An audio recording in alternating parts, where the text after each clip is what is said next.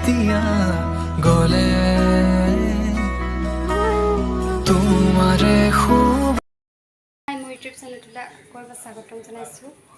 আজি এফালে যাম, হঠাতে যাব লগা হ'ল।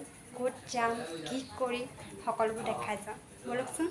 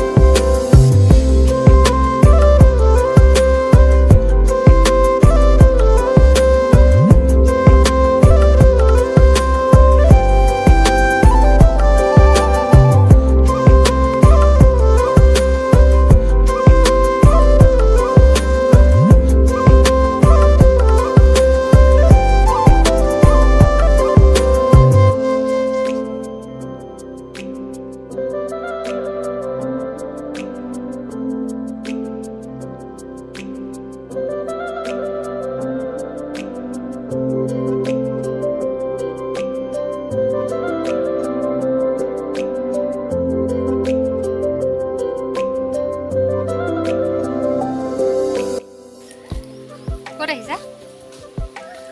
কলাক্ষেত্ৰ গোলাঘাট।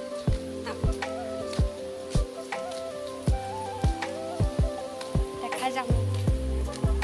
ইয়াত সৰু সৰু ল'ৰা ছোৱালীবিলাকে খেলিব পাৰে। চুইমিং ছবিটো আছে নি?